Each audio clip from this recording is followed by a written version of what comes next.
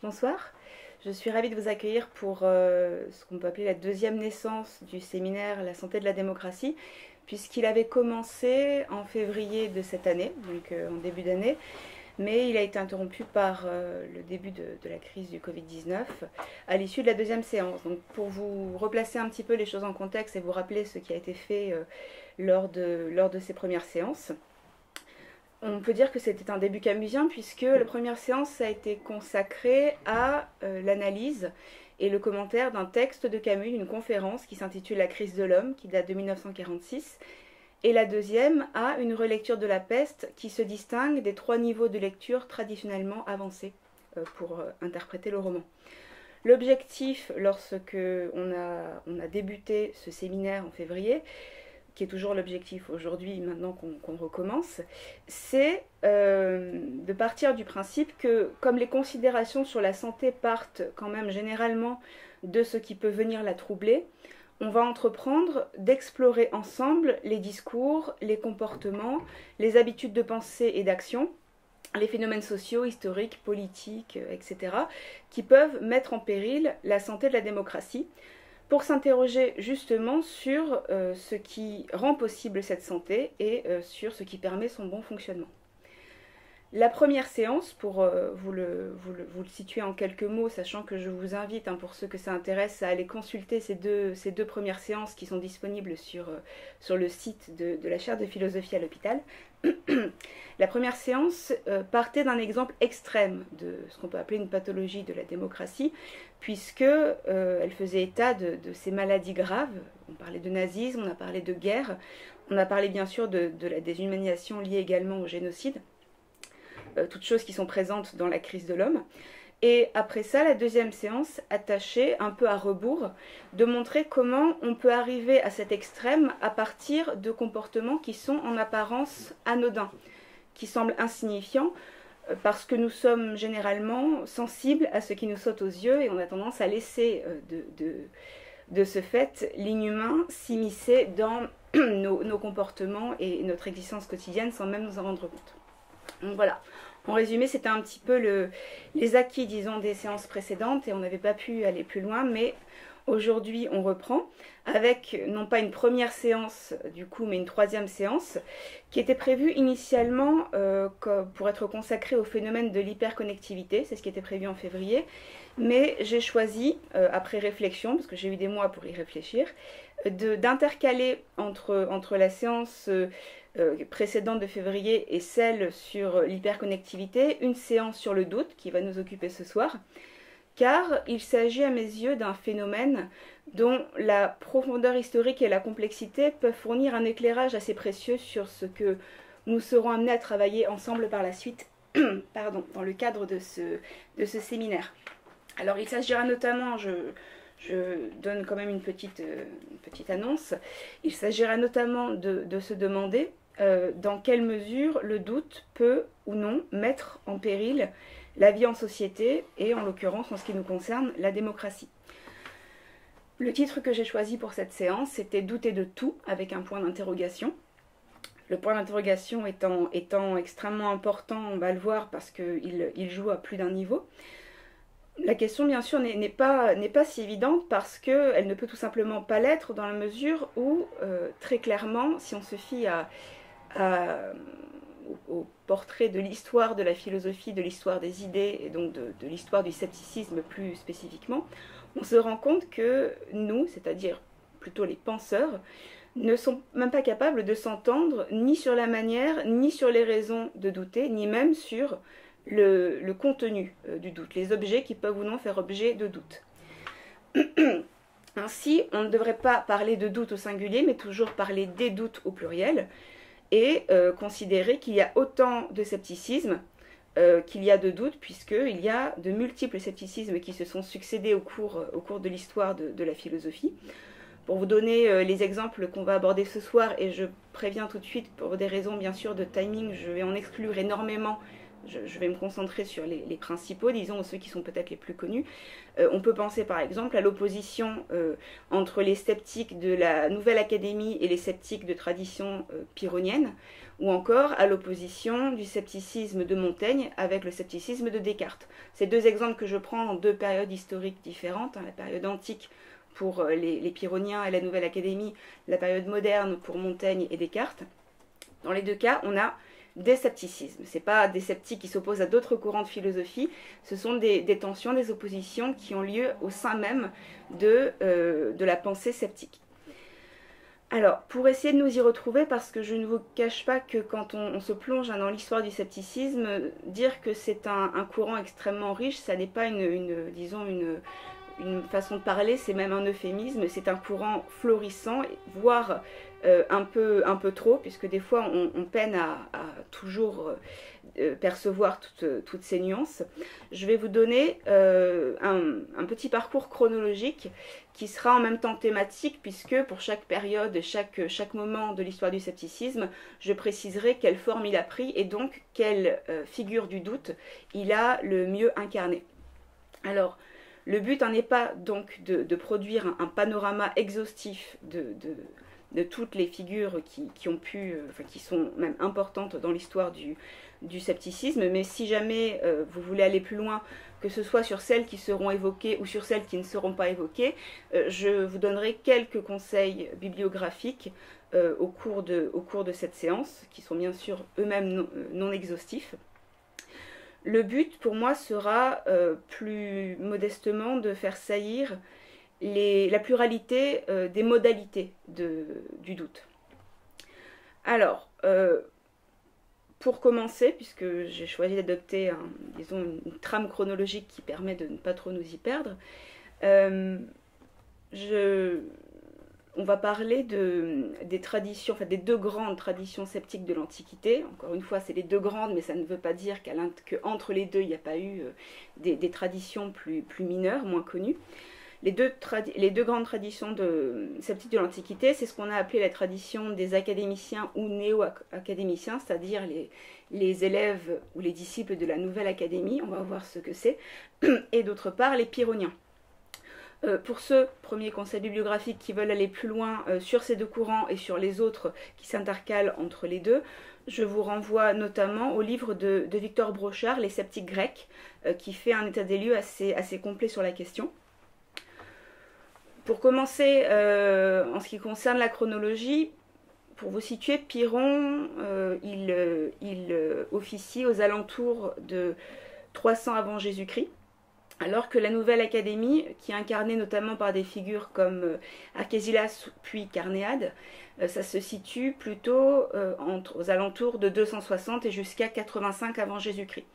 Donc il y a eu une sorte de petite pause quand même entre les deux moments, mais on voit que la tradition de la Nouvelle Académie quand même, elle est extrêmement durable. Alors, ironie classique dans l'histoire des doctrines où les maîtres sont souvent trahis ou tordus par ceux qui se réclament de leur héritage, Pyrrhon, celui qui a donné son nom au courant qu'on vient d'évoquer, Pyrrhon n'était pas lui-même pyrrhonien. C'est-à-dire qu'il faut faire attention quand on parle des pyrrhoniens, ça ne veut pas dire les personnes qui représentent la pensée de Pyrrhon, ça veut dire une tradition sceptique qui se revendique de l'héritage de Pyrrhon, mais qui ne colle pas forcément exactement à la manière dont Pyrrhon lui-même incarnait le scepticisme. Donc, histoire d'éviter justement ces confusions, rapidement, je vais vous donner quelques indications sur la figure de Pyrrhon, sur ce qu'on sait sur Pyrrhon, et ensuite on pourra plonger plus avant dans la tradition dite pyrrhonienne du scepticisme. Ce qu'on sait de la vie de Pyrrhon, et je vous parle de la vie de Pyrrhon à dessein, pas simplement pour l'anecdote, mais parce que de fait il y a un lien direct entre la manière qu'il a eu de vivre et la manière qu'il a eu de philosopher. Ce qu'on sait de sa vie, donc, à Pyrrhon, dont on considère qu'il est le fondateur du scepticisme, on le doit à Diogène Laërce, qui en a parlé, notamment en ces termes, je le cite: Pyrrhon soutenait que rien n'est beau, ni honteux, ni juste, ni injuste, autrement dit qu'aucun jugement de valeur n'était pertinent, puisqu'il n'y avait aucun critère objectif pour pouvoir le fonder, je continue la citation, et que de même, dans tous les cas, rien n'existe en vérité. Rien n'existe en vérité, ça veut dire rien au sens d'aucun objet qui serait une essence stable et immuable, si vous voulez, un objet qui ne changerait jamais, qui ne serait pas soumis au mouvement. Et fin de citation, et que les hommes font tout en suivant la convention et l'habitude. Voilà. Ça, c'est une sorte de résumé en une phrase de la doctrine de Pyrrhon, que je ne confonds pas avec la doctrine pyrrhonienne qui renvoie à l'école des pyrrhoniens. Donc Pyrrhon, si vous voulez, en ce qui concerne son mode de vie et la manière dont il vivait justement cette conviction qu'il n'y avait pas de choses immuables dans le réel, c'est un homme, Pyrrhon, qui avait choisi de faire œuvre d'indifférence en conséquence de cette conviction. Une indifférence vis-à-vis des phénomènes, une indifférence vis-à-vis de ses propres sensations, de ses propres perceptions, une indifférence qui lui a notamment beaucoup été inspirée par la rencontre de personnages un peu étranges pour la culture occidentale, que sont les gymnosophistes. Les gymnosophistes, c'est ainsi que la tradition occidentale a nommé des sages indiens qui ont beaucoup impressionné les Occidentaux par leur capacité justement à démontrer leur insensibilité à la douleur et donc leur parfaite maîtrise d'eux-mêmes, notamment en s'immolant de manière spectaculaire par le feu devant les autres. Alors, ça c'est un élément de sa biographie. C'est pas le seul que je vais vous donner parce que il y a d'autres éléments, j'en donnerai deux autres, qui vont permettre d'éclairer par la suite le contenu de sa pensée. Le premier exemple que prend Diogène Laërce, et qui prouve justement qu'il est difficile de douter de tout, peu importe le fait qu'on en ait envie, c'est que, dit Diogène, Pyrrhon a déjà été surpris par ses disciples en train de se disputer avec sa sœur, autrement dit, en train de ne pas être indifférent à un sujet de querelle. L'autre exemple que prend Diogène, qui va dans le même sens, c'est que Pyrrhon, un jour, en croisant un chien dans la rue, a pris peur, et donc s'est laissé emporter, a consenti à ressentir de la peur, ou n'est pas parvenu à étouffer la peur en lui, et quand ses disciples lui ont fait remarquer que ça n'était pas très cohérent avec la doctrine qu'il prêchait, il leur a répondu, je cite, « Il est difficile de dépouiller l'homme ». Cette phrase est extrêmement intéressante, il est difficile de dépouiller l'homme, ça veut dire il est extrêmement compliqué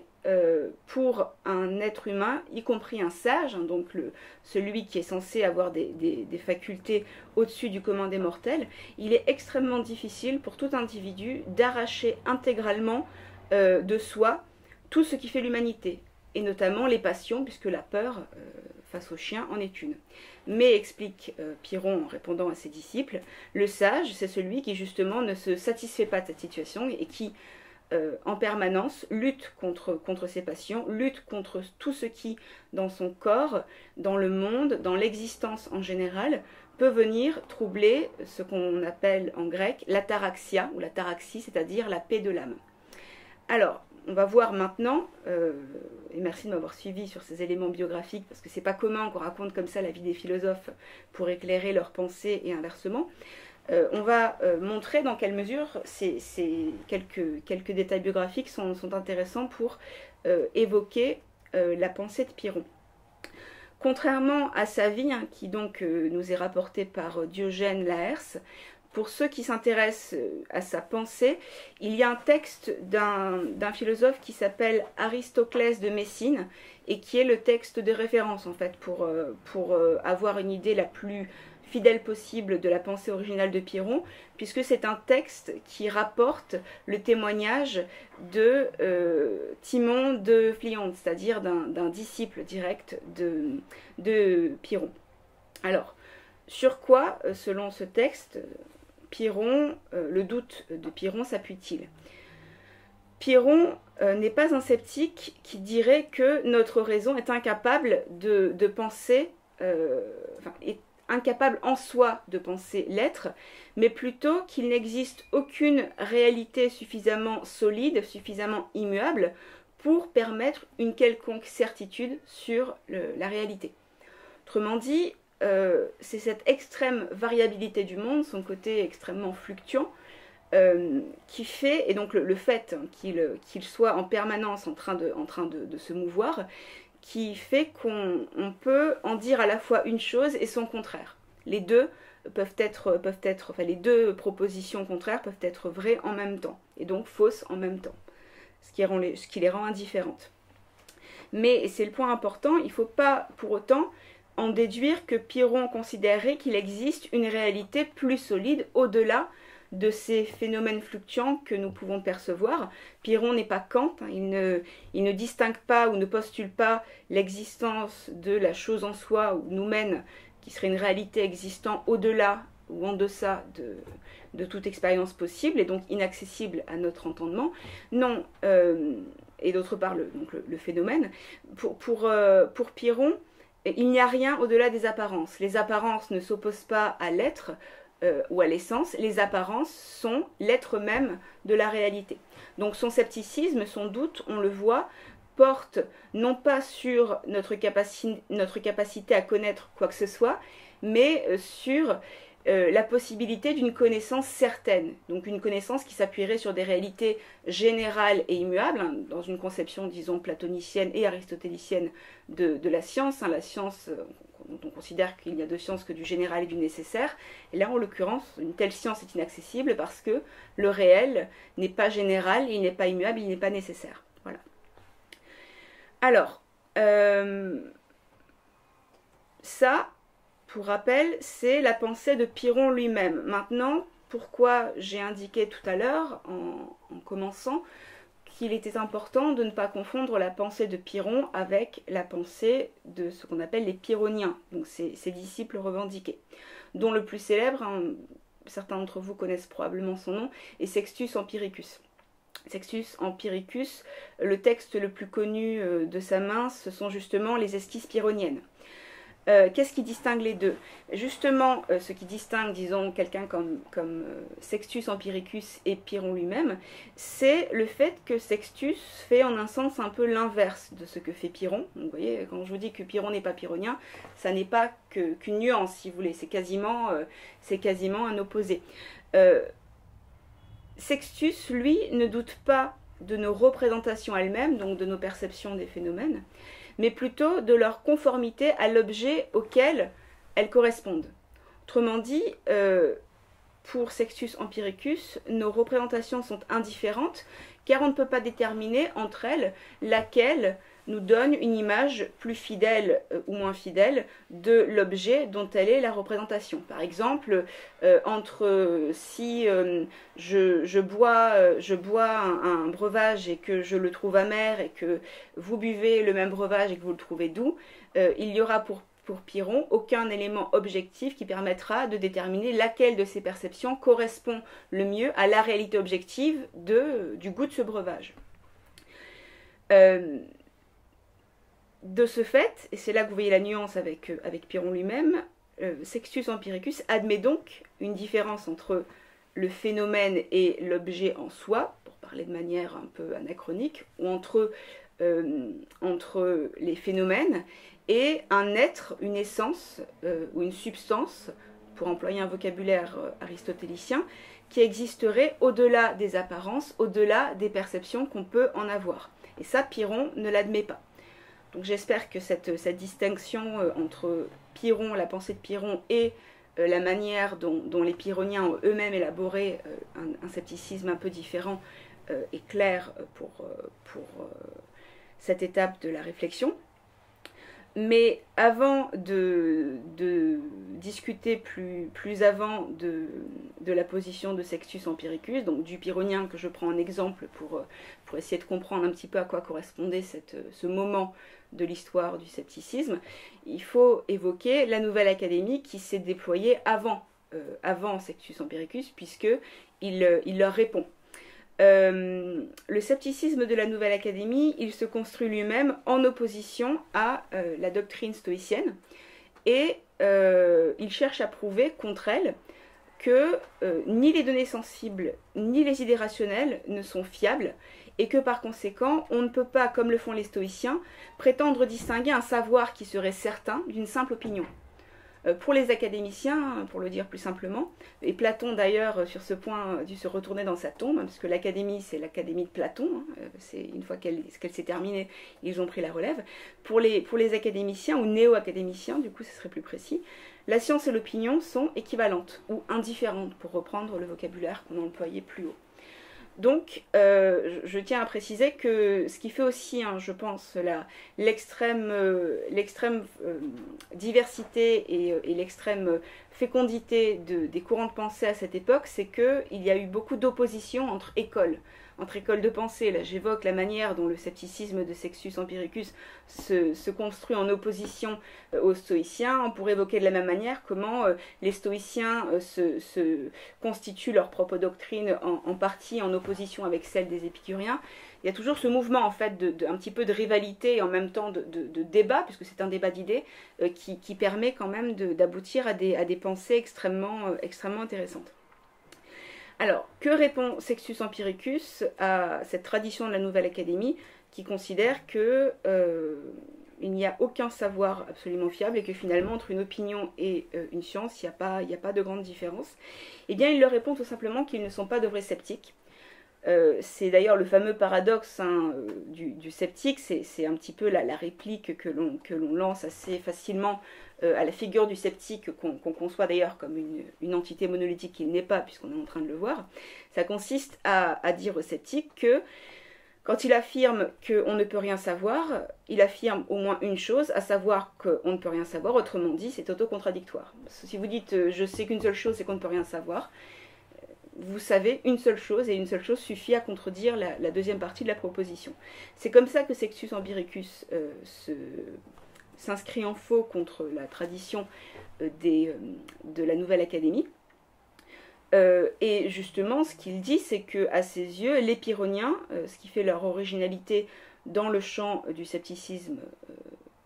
antique, c'est que eux n'affirment rien. Eux n'ont pas la prétention d'avoir ne serait-ce qu'une seule certitude. Au contraire, ils se contentent de dire que pour l'heure, ils n'ont pas trouvé la vérité. Ils ne disent pas rien n'est certain au sens la vérité est inaccessible. Ils disent elle est peut-être accessible, peut-être pas. Tout ce qu'on peut dire, tout ce qu'on peut faire plutôt, c'est constater qu'à l'heure actuelle, on ne l'a pas trouvée. C'est d'ailleurs pour ça qu'on continue à la rechercher en remettant en doute les savoirs qui nous sont présentés. Bien sûr, hein, c'est le moment d'indiquer, ce que j'aurais peut-être dû faire d'ailleurs en introduction, c'est là qu'on comprend la racine étymologique du mot scepticisme, hein, qui renvoie à skepsis, qui désigne lui-même l'enquête, l'examen. Le sceptique, qui pour le coup serait, selon Sextus Empiricus, parfaitement incarné par le pyrrhonien, c'est-à-dire notamment lui, c'est celui qui ne cesse jamais de chercher parce qu'il n'a jamais la possibilité d'aboutir à une certitude ultime. Je préfère quand même mettre un bémol à cette présentation. Je rappelle que c'est la vision de Sextus Empiricus. C'est pas une vision d'historien qui parlerait des courants sceptiques de l'Antiquité. En réalité, c'est une vision qui est un peu partisane pour son propre camp et donc forcément un peu schématique et un peu simplificatrice vis-à-vis de la tradition adverse, à savoir celle de la Nouvelle Académie. Parce que les néo-académiciens n'a pas elle-même défendu ce que Sextus Empiricus lui prête. Il serait plus juste de dire donc que pour les néo-académiciens, notre raison, on ne peut pas dire que notre raison ne sait rien ou n'est capable d'accéder à absolument aucune connaissance. On devrait plus dire qu'en raison de son caractère faillible, elle ne peut aboutir qu'à des croyances probables, et non à des certitudes, donc non à des savoirs absolus, mais que ça n'est pas un problème parce que ces croyances probables sont suffisantes pour savoir diriger son existence correctement et que l'essentiel est là. Donc finalement, c'est une réponse éthique en fait qui est proposée par les néo-académiciens. Oui, nous ne sommes pas capables d'aboutir à un savoir absolu, mais de toute façon, la forme de savoir, ou plutôt de croyance dont nous sommes capables, on doit apprendre à s'en contenter puisqu'elle nous permet de vivre. Ce qu'il faut retenir du scepticisme de Sextus Empiricus, et donc de la tradition pyrrhonienne du scepticisme, qui est un peu la première si on s'appuie sur la figure de son fondateur, c'est qu'elle se caractérise, et ce n'est pas le cas de toutes les traditions sceptiques, elle se caractérise par l'exposé d'une série d'arguments, de raisonnements, qui permettent de faire douter de n'importe quelle affirmation. Donc c'est un scepticisme, si vous voulez, extrêmement actif, et un scepticisme en l'occurrence qui implique au moins un minimum de foi envers le pouvoir qu'a la raison de raisonner, tout simplement parce que cela implique qu'on ne remet pas en question au moins le principe de non-contradiction. Pour expliciter ce point, quand on est un sceptique au sens de Sextus Empiricus, on ne doute pas d'absolument tout le temps indistinctement. Il y a un certain nombre de vérités tacites dont on ne doute pas, en l'occurrence le fait que la logique dont notre raison, notre faculté rationnelle est dotée est une logique qui est valable, qui est vérace, qui dit la vérité, puisque pour dire, comme le faisait Pyrrhon, que entre deux thèses, que le fait que deux thèses puissent être vraies en même temps prouve l'impossibilité d'accéder à la certitude. Pour dire ça, pour dire que dès lors que deux thèses contraires peuvent être vraies en même temps, alors ça prouve qu'on ne peut accéder à aucune certitude. Pour pouvoir dire ça, il faut au moins considérer que le principe de non-contradiction nous apprend quelque chose, qu'il est concluant, qu'on peut se fonder sur ce principe pour aboutir à une conclusion. Il n'y a pas de certitude possible, mais il y a des croyances probables possibles. Voilà, en résumé. Donc vous voyez, pour commencer de manière succincte à répondre un peu à la question qui a inauguré ce cours, ce séminaire, le fait de pouvoir douter de tout, en apparence, donc en principe, c'est-à-dire dans l'abstrait, peut sembler appeler une réponse positive, puisqu'après tout, pourquoi pas, ne serait-ce que par une expérience de pensée. En réalité, même avec une expérience de pensée fondée sur des esprits extrêmement puissants, il y a toujours un espèce de résidu qui, comme un postulat, si vous voulez, comme un axiome non discuté, se maintient et donc n'est pas soumis au travail du doute. Donc j'ai vraiment synthétisé à l'extrême, mais j'espère pas trop simplifier, la figure du scepticisme antique avec ses différents traits et ses nuances. Et je vais rapidement faire un passage par la manière dont le scepticisme a évolué à l'époque moderne. Ça n'est pas pour transformer cette séance de séminaire en un cours d'histoire de la philosophie, c'est parce que ces jalons sont nécessaires pour pouvoir comprendre en fait la pertinence du questionnement sur la possibilité et l'opportunité du doute pour l'époque qui nous concerne, pour la démocratie qui nous concerne. Alors, pour ce qui est de l'époque moderne, je vous ai dit qu'on allait essentiellement évoquer deux figures, Montaigne d'un côté, Descartes de l'autre, mais on pourrait en évoquer bien d'autres, que ce soit des figures du scepticisme tragique plutôt dans la littérature, des figures du scepticisme empirique comme Hume, celle de Hume. Là, on va s'en tenir, disons, aux deux pôles opposés de Montaigne et de Descartes. Montaigne, en fait, il incarne une sorte de rupture avec la tradition antique, dans la mesure où, lui, justement, contrairement aux sceptiques grecs, qui sur ce point sont globalement d'accord les uns avec les autres, vient remettre en question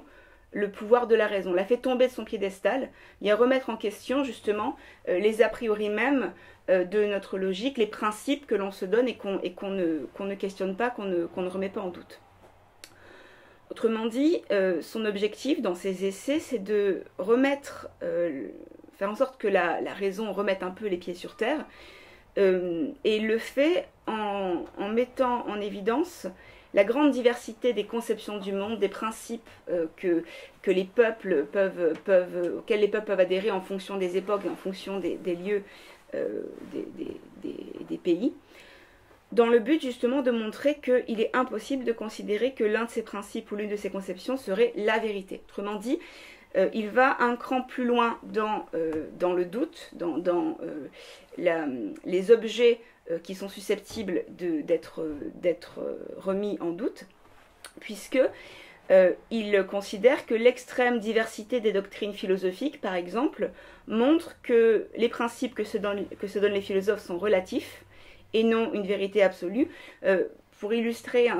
cette vision des choses, je vous invite à lire ou à relire le conte philosophique de Voltaire, Micromégas, qui bien sûr est postérieur à Montaigne, mais qui reprend cette idée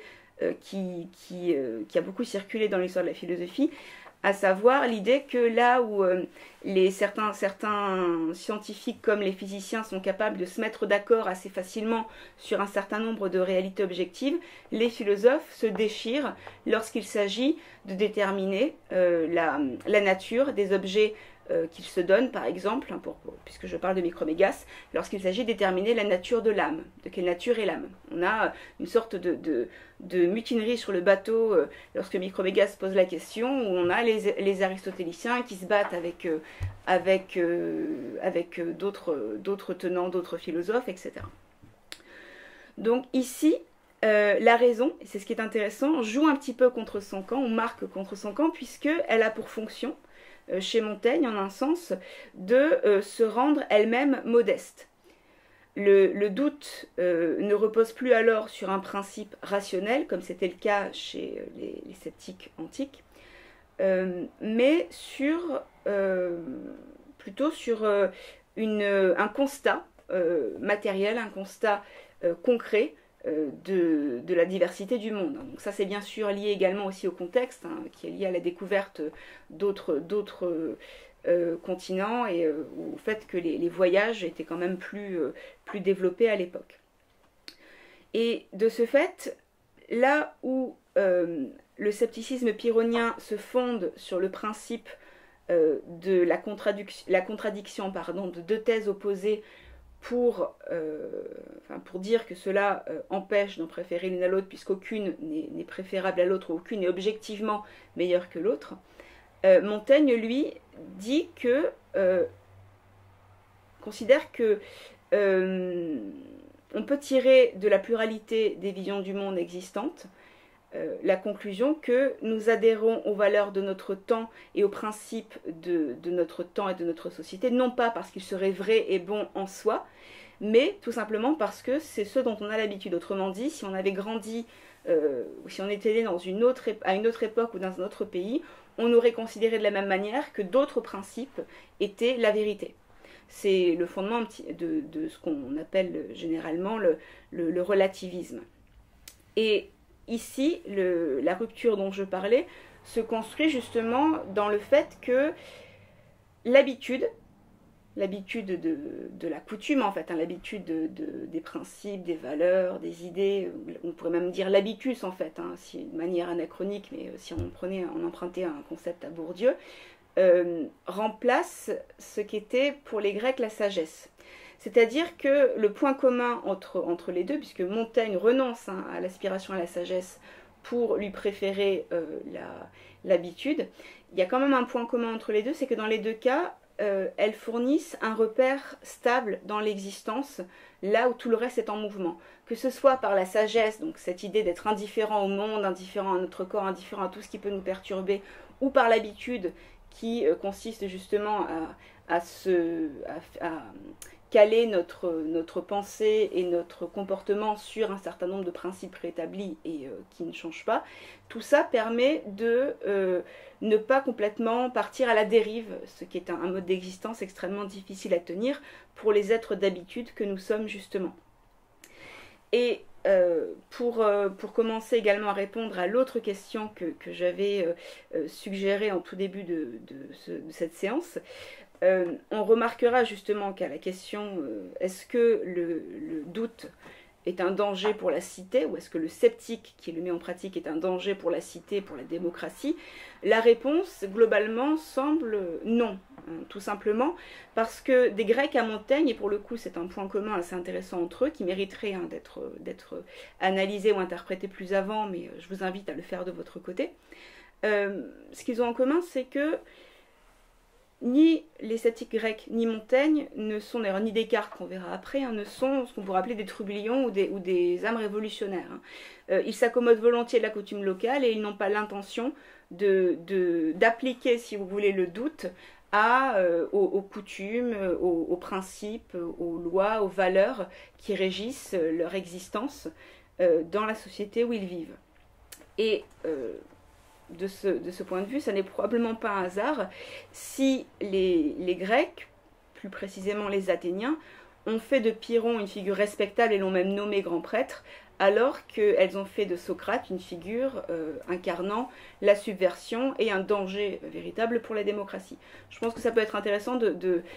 se demander d'où vient cette différence de traitement entre les deux penseurs que la tradition philosophique a pour sa part également considéré comme incarnant un apport important à la pensée. Donc là, sur un plan politique, on voit qu'il y a une différence de réception, et puisque ce séminaire porte sur la question de la santé de la démocratie, ça peut valoir le coup de s'interroger à ce sujet. Mais bon, je n'en dirai pas plus, faute de temps. Pour continuer hein, dans cette analyse de l'évolution ou des multiples transformations du scepticisme au fil de l'histoire de la philosophie occidentale, on s'aperçoit qu'avec Descartes, vis-à-vis de Montaigne, il y a un nouveau basculement, une nouvelle évolution, puisqu'on passe d'un scepticisme qui se fonde sur un style foisonnant chez Montaigne. Hein. Pour rappel, le style de Montaigne, on le voit ne serait-ce qu'avec la longueur des essais en général, mais tout particulièrement de l'apologie de Raymond Sebond, qui est justement le texte hein, où sa conception du scepticisme apparaît de la manière la plus claire. Ce style foisonnant, où les arguments s'articulent à une accumulation de citations, d'aphorismes, d'arguments d'autorité, en fait presque, parfois avec de multiples références à des auteurs classiques. Ce style a pour but de faire douter le lecteur justement par l'effet de l'accumulation. Autrement dit, en faisant crouler le lecteur sous les accumulations de références mêlées à des arguments et à des phrases extrêmement brèves, à des traits d'esprit, à des aphorismes, Montaigne vise à instiller en lui le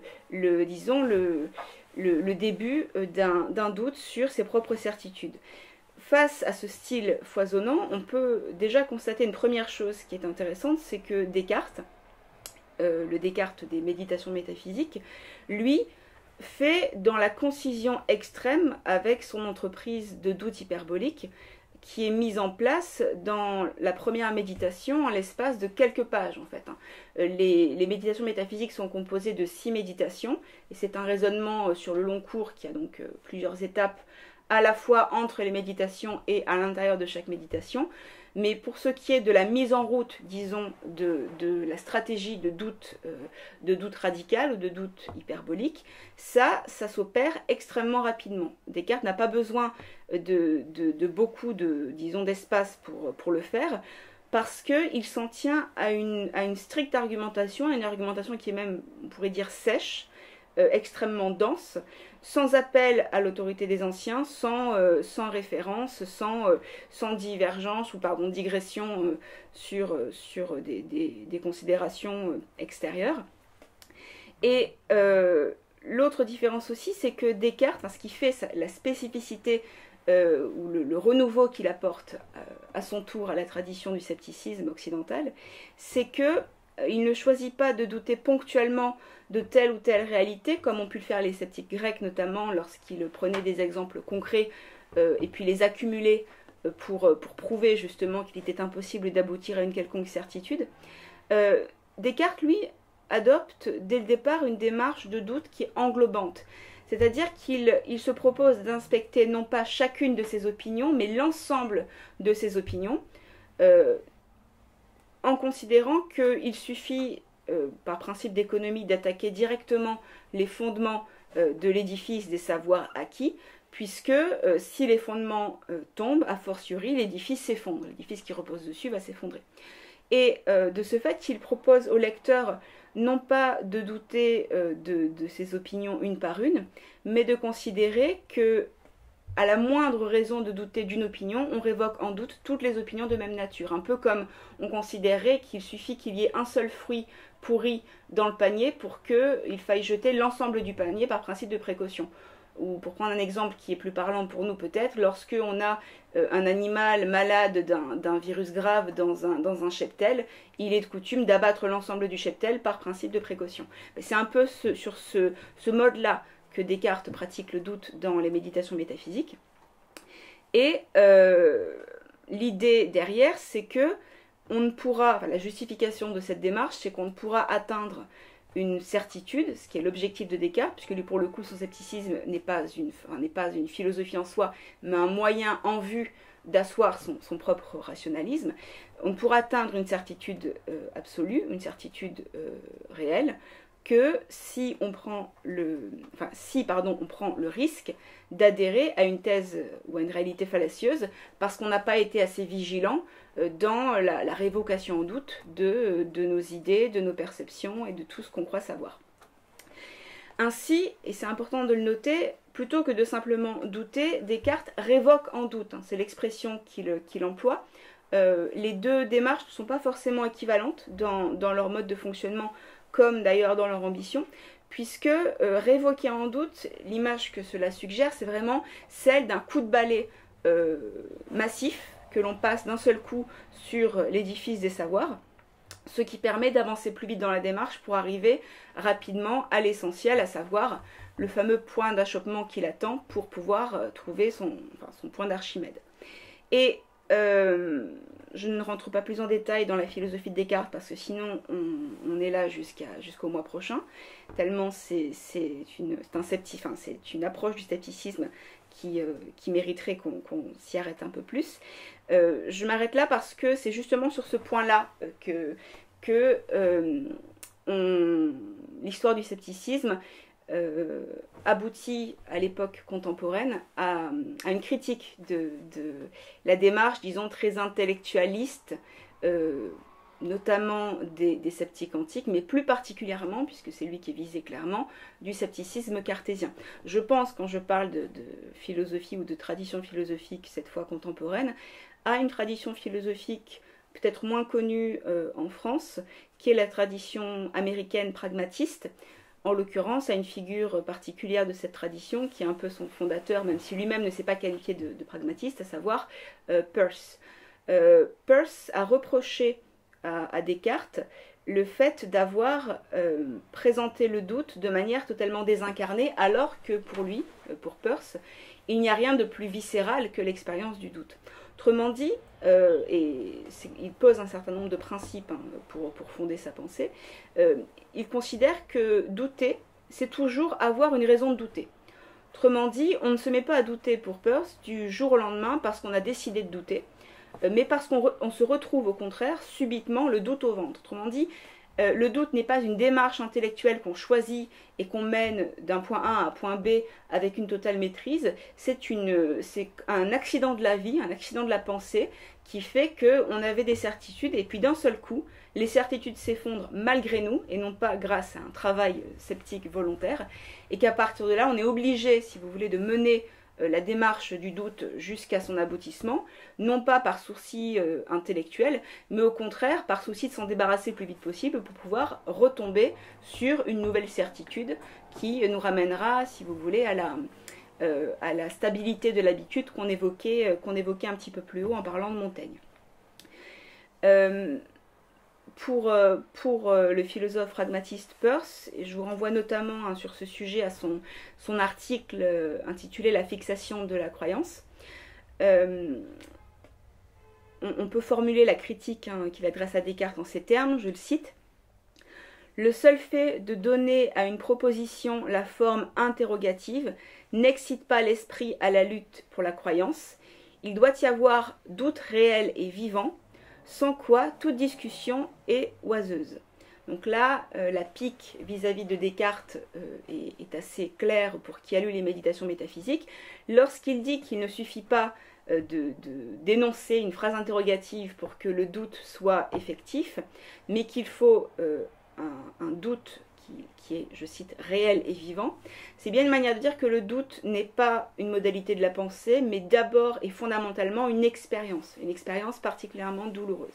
Donc cette opposition entre, disons, la pensée ou l'activité intellectuelle où le philosophe est dans une posture de maîtrise de soi, puisque c'est lui qui décide et qui du coup d'ailleurs peut façonner pour cette raison son scepticisme, le fait même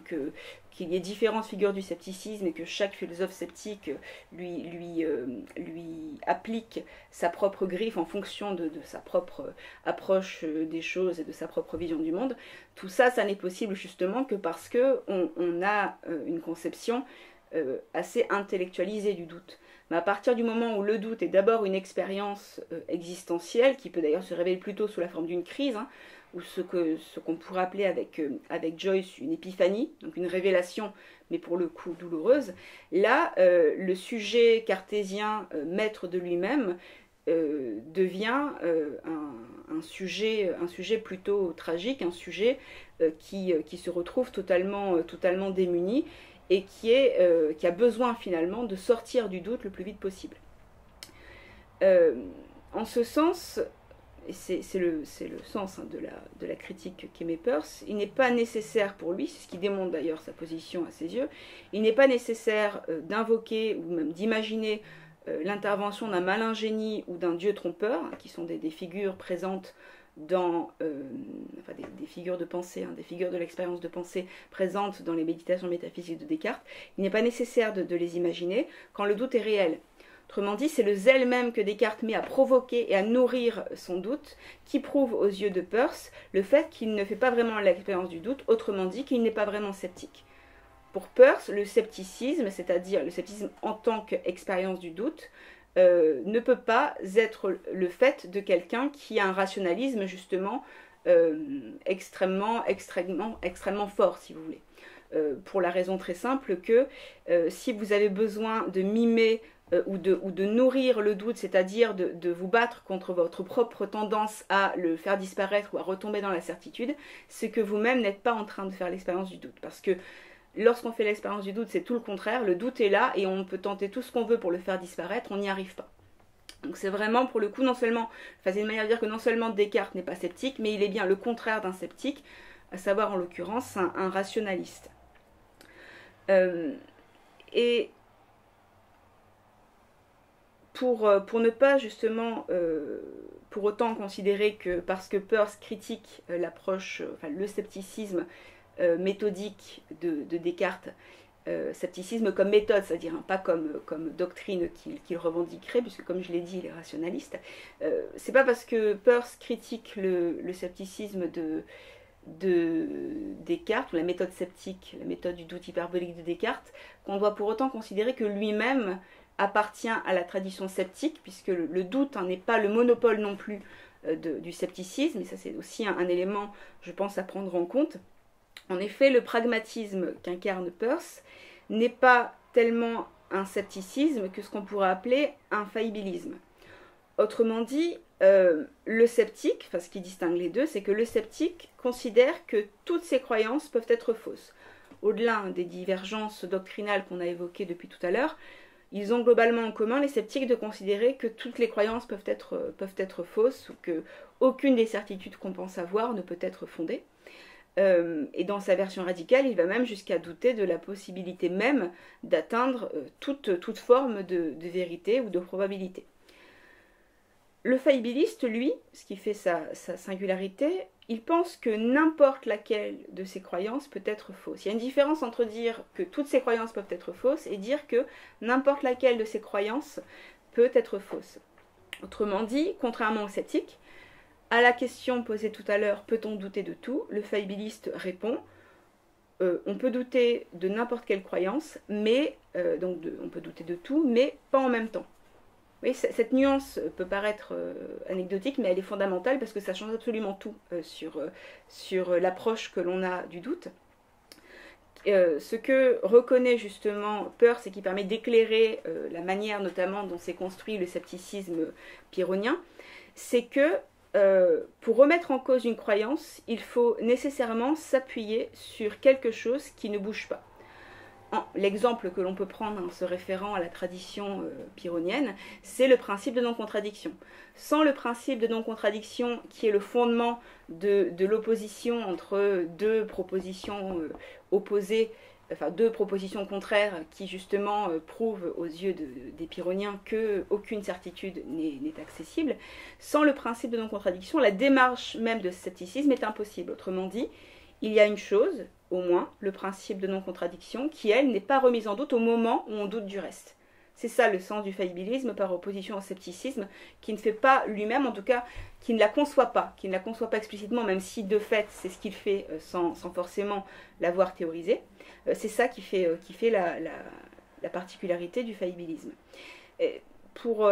ceux que cette distinction intéresse, je vous renvoie notamment au livre de Wittgenstein intitulé De la certitude,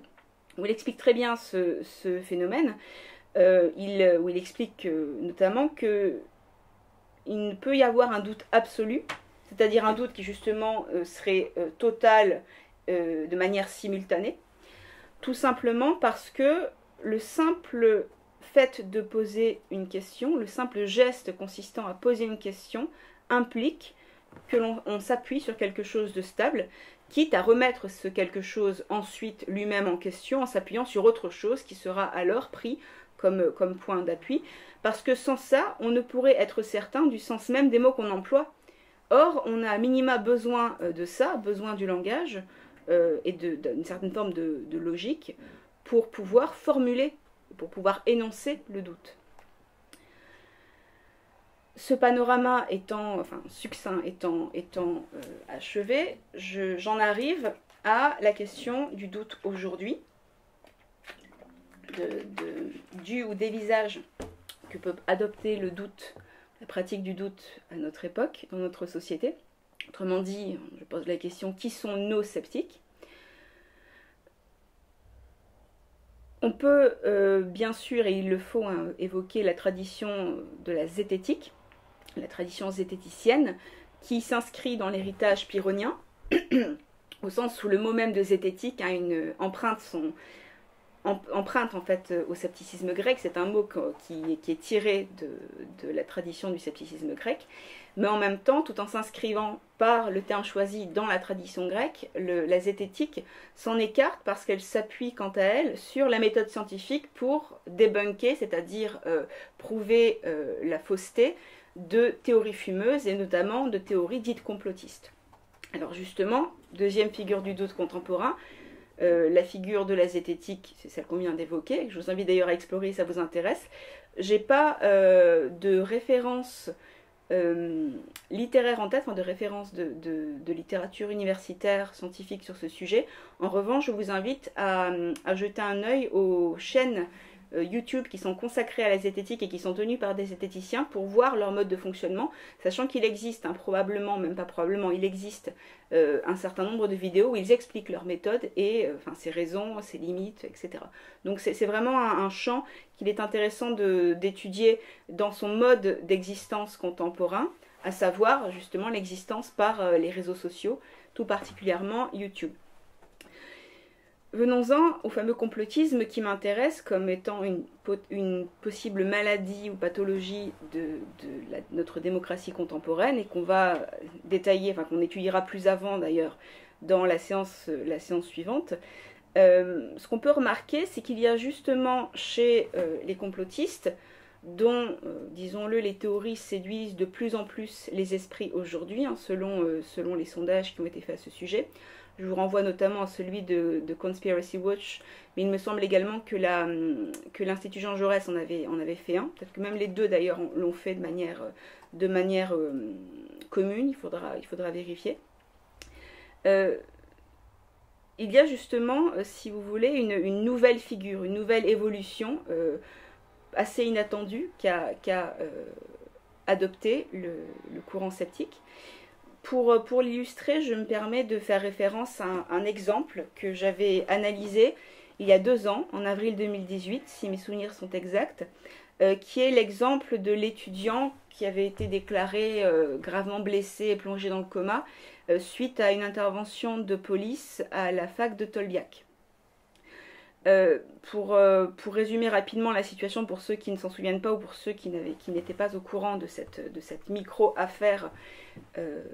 autour de l'occupation de la fac de Tolbiac, il y a eu un certain nombre disons, de violences pointées par les protagonistes, en l'occurrence les étudiants, et puis certains étudiants, notamment une étudiante, a évoqué le fait qu'il y avait eu un blessé grave, il avait été aperçu devant la fac baignant dans son sang, emporté dans une ambulance. Or, il n'y avait aucune trace de ce blessé, ni dans les rapports de police, ni à l'hôpital. Les médecins ayant été interrogés quant à la présence d'un blessé grave dans leurs locaux, il n'y avait aucun blessé grave correspondant à la description dans aucun des hôpitaux de Paris. Donc ça, c'était la situation. Et ce qui s'est passé, c'est que cette situation a abouti à l'émergence d'une rumeur qui a nourri une théorie complotiste au sujet de ce fameux étudiant fantôme. Cette rumeur, c'était la rumeur d'un étudiant, c'est comme ça que ça a été formulé, un étudiant tué par la police lors d'une descente, mais, et c'est ce qui fait le caractère complotiste, dont on considère que son absence ne peut s'expliquer que par une chose, à savoir le fait que cette bavure a été couverte par le pouvoir en place. Autrement dit, on est convaincu que cet étudiant existe, et pour pouvoir appuyer cette conviction, on va élaborer une théorie ad hoc qui justement va aller chercher, va faire signe vers l'idée d'une vérité cachée pour pouvoir démontrer qu'il y a eu complot. Et c'est extrêmement intéressant d'étudier un exemple de cette nature, et j'ai choisi celui-là spécifiquement parce qu'il y a eu un texte qui a été publié par les étudiants à cette occasion et qui justement illustre à la perfection la logique de la pensée complotiste. On peut se demander à première vue, quand on constate la manière dont les choses se sont passées, donc le fait qu'il y ait eu cette rumeur, qu'elle ait enflé, qu'il y ait eu des manifestations qui ont commencé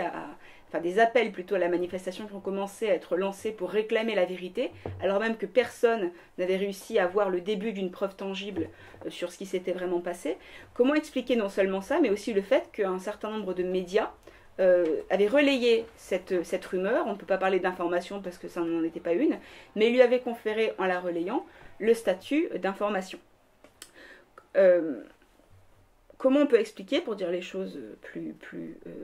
nettement, que des personnes revendiquant un scepticisme, en disant qu'on nous cache la vérité, qu'il faut la découvrir, pour rappel, le sceptique c'est celui qui est en recherche de vérité, celui qui est toujours en quête, comment des personnes qui se revendiquent de cette démarche peuvent-elles tomber dans un aveuglement qui la contredit dans son principe même? Une manière d'expliquer ce mécanisme qui semble faire surgir une contradiction interne, on peut émettre l'hypothèse que le doute, contrairement à ce que soutenait Peirce, le pragmatiste qu'on a évoqué il y a quelques minutes, le doute n'a pas que des inconvénients. Et il n'est pas forcément douloureux. Le doute, ça n'est pas forcément cette expérience qui nous tombe dessus et qu'on vit comme un drame et dont on rêve de se séparer le plus rapidement possible pour retomber dans la certitude. Non seulement le doute n'est pas forcément une expérience traumatique et douloureuse, mais il peut même au contraire revêtir tout le confort et la force d'une croyance et d'une certitude. Et là, on touche vraiment à un paradoxe essentiel, puisque généralement, dans toutes les traditions sceptiques qu'on a évoquées jusqu'à présent, il y a une opposition entre le doute et la croyance, ou le doute et la certitude ou la conviction. Ce que j'ai trouvé assez intéressant au moment où j'avais soulevé justement le problème qu'il y a à émettre des accusations aussi graves et péremptoires lorsqu'il n'y a pas de preuves tangibles, l'une des réponses qui m'avait été faite, c'était que la prof de philo que je suis devrait avoir honte de bâillonner les opinions différentes et devrait comprendre qu'il n'y a rien qui corrobore concrètement l'accusation l'accusation émise contre les étudiants d'avoir falsifié l'histoire, mis à part les démentis officiels. Autrement dit, ce qu'on m'a reproché en tant que professeur de philosophie, c'est de ne pas accepter le principe de l'inversion accusatoire, ou plutôt de l'inversion de la charge de la preuve. Pour rappel, l'inversion de la charge de la preuve, c'est un sophisme qui est incompatible avec toute démarche de vérité ou toute recherche de vérité digne de ce nom, puisque ça consiste à affirmer quelque chose d'indémontrable par essence, et à demander à la personne qui réclame elle-même des raisons pour fonder cette affirmation, de prouver le contraire. Là, en l'occurrence, vous dites comment peut-on affirmer qu'il y a un étudiant dans le coma alors que personne ne l'a vu et personne n'a la moindre idée d'où il peut être, et on vous répond prouver qu'il n'existe pas. Or, demander à quelqu'un de prouver une inexistence, c'est impossible, et donc c'est par définition malhonnête. Et pourtant, non seulement on me l'a demandé, mais on me l'a demandé en qualité de professeur de philosophie, sous-entendu en tant que personne qui a lu les sceptiques, qui a lu Pyrrhon, qui a lu Sextus Empiricus, qui a lu Descartes et sa démarche de doute hyperbolique. Et ça m'a amené à vraiment mettre le doigt sur le fait qu'il y avait une subversion en partie inconsciente de la démarche du doute dans la psyché et la pensée contemporaine, qui vaut la peine qu'on s'y arrête parce que non seulement elle a des effets évidents, mais elle a des conséquences nuisibles pour les échanges et la vie en commun. Ça, on le verra plus en détail la prochaine fois.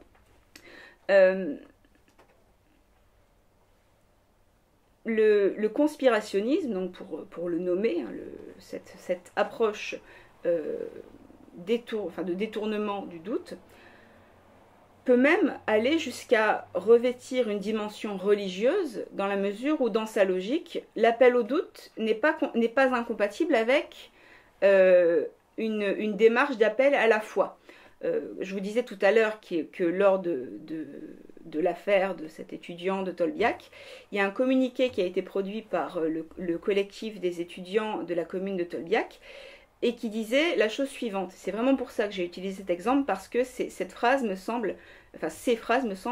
extrêmement parlantes. Je cite: « Restons critiques et éclairés face à la décrédibilisation du mouvement, sous-entendu, mais, la suite, nous appelons au doute, mais pas en notre démarche, pas à douter de notre démarche. Non, nous appelons au doute quant à toute décrédibilisation journalistique comme celle de ces derniers jours. » Autrement dit, si on traduit ce communiqué, ça revient à dire que le doute envers les autres est une vertu cardinale, en particulier envers le pouvoir en place ou les institutions, mais devient d'un seul coup un blasphème quand on cherche à l'appliquer à la personne qui demande de douter. C'est que le complotiste a la capacité de dédoubler à l'infini l'hydre de Lerne de la conspiration, puisque, et c'est ce qui fait sa force, plus on va essayer de lui couper la tête, plus de nouvelles têtes vont repousser. Autrement dit, plus on va essayer de remettre en question la théorie du complot, plus le complotiste pointera ses tentatives de remise en question, et donc la parole de ses détracteurs, comme étant la preuve qu'il existe une conspiration, puisque justement, quand lui essaye de révéler la vérité, des personnes interviennent pour l'empêcher de le faire. Et cette idée que la vérité est toujours ailleurs peut nous faire penser que de marque de l'esprit critique, le doute peut tout aussi bien devenir, comme ça, l'instrument d'un acte de foi aveugle. Et c'est ce qui est fascinant dans cette démarche intellectuelle qui est en même temps une expérience existentielle fondamentale dans une optique pragmatiste, c'est qu'elle peut être elle-même, comme les fameuses propositions de Pyrrhon, une chose et son contraire en même temps. Le doute peut à la fois amener vers l'esprit critique et amener vers l'acte de foi aveugle, voire vers l'acte de foi aveugle violent lorsque on n'y consent pas. Donc à une forme d'intolérance au discours critique. Comme si, dans une sorte de maladie auto-immune, le doute, si vous voulez, pouvait générer ce qui le rend impossible ou ce qui le nie. Et cette volonté justement de soupçonner pour soupçonner, quand le réel ne colle pas au scénario qu'on avait élaboré a priori, est à mon sens le symptôme d'un monstre intellectuel qu'on pourrait appeler un scepticisme dogmatique. Je dis monstre intellectuel parce que, en apparence du moins, scepticisme dogmatique sonne comme un oxymore. Les sceptiques, on a plutôt tendance à les opposer aux dogmatiques. Précision, quand je dis dogmatique, j'entends dogmatique au sens contemporain, c'est-à-dire péjoratif. Le dogmatique, c'est celui qui affirme, en refusant systématiquement de démontrer ses affirmations. Rien à voir avec le dogmatique au sens antique du terme, à savoir, quand on parle d'un courant dogmatique, le stoïcisme est un dogmatisme, l'épicurisme est un dogmatisme au sens où ils ont un dogme, c'est-à-dire une doctrine, tout simplement. C'est neutre hein, dans l'acception antique. Là, je le prends vraiment dans l'acception contemporaine. Donc effectivement, dans l'acception contemporaine, l'idée à la fois d'être sceptique, c'est-à-dire d'appeler au doute, d'appeler à l'esprit critique, et en même temps le fait d'appeler à camper sur ses positions, à refuser toute intervention de l'esprit critique semble contradictoire. Et de ce fait, le doute autotélique, qui est utilisé dans le cadre du scepticisme pour déstabiliser les institutions, le pouvoir ou n'importe quelle figure d'autorité, c'est exactement le même, avec le même mécanisme qui peut, par le biais de la rumeur, briser une réputation et semer dans les rapports sociaux le germe dangereux de la zizanie. Donc, tout ça pour vous dire que le complotisme ne s'attaque pas forcément uniquement aux institutions, aux figures de pouvoir. La même logique peut s'insinuer dans les rapports interindividuels entre personnes sans pouvoir de quelque nature, qu'il soit politique, médiatique ou autre. Ça, c'est un point que je souhaite garder, de préférence pour la prochaine séance, puisque celle-ci sera consacrée à l'hyperconnectivité et que justement, le lieu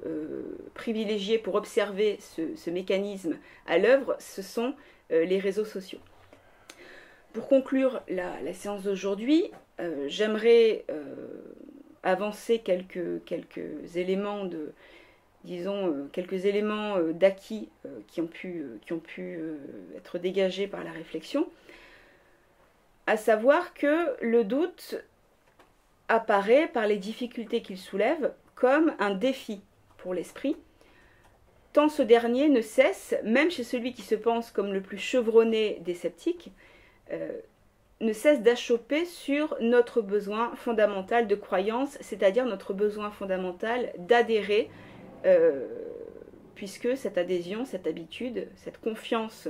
en nos croyances sont facteurs de stabilité et donc de tranquillité. La tranquillité de l'âme que recherchent les stoïciens, c'est en réalité les stoïciens ou les sceptiques ou les autres courants de la philosophie antique. Cette tranquillité de l'âme est en réalité une sorte de havre que nous recherchons tous, même si nous n'avons pas forcément la même conception de cette tranquillité. Et cette tension permanente entre le doute ou la volonté d'esprit critique qui est attachée à la recherche de vérité, et d'autre part le besoin de croyance, le besoin de stabilité, le besoin de ne pas remettre en question justement et d'en rester à ce qu'on sait ou à ce qu'on croit savoir, cette tension permanente culmine peut-être dans le complotisme qui tente de la résoudre en fusionnant ces deux pôles, en fusionnant de manière quasi monstrueuse la croyance avec le doute, pour forger une sorte de croyance aveugle à la nécessité même de soupçonner, qu'on peut qualifier avec un nouvel oxymore de foi sceptique, mais qui, justement, en échouant à tenir jusqu'au bout la logique du doute, puisque, je le rappelle, la personne qui émet le soupçon s'en exempte arbitrairement, de ce fait, la tradition, si j'ose dire tradition, en tout cas le mode de pensée complotiste, échoue à mettre un terme à cette tension et ne fait que la rétablir avec une modalité à peine différente de celle qu'on a évoquée précédemment. Et donc, on pourrait se demander, face à ce constat, si, en un sens, on pourrait presque dire qu'on aura beau rêver, ou plutôt se rêver en gymnosophiste 2.0, neutre et objectif en toutes circonstances, dans nos démarches intellectuelles, dans nos quêtes de vérité, on sera toujours plus proche du Bernard l'ermite, qui erre de coquillage en coquillage pour trouver un abri, comme nous errons de certitude perdue en nouvelles convictions à chaque fois que le doute nous frappe. Je vous remercie.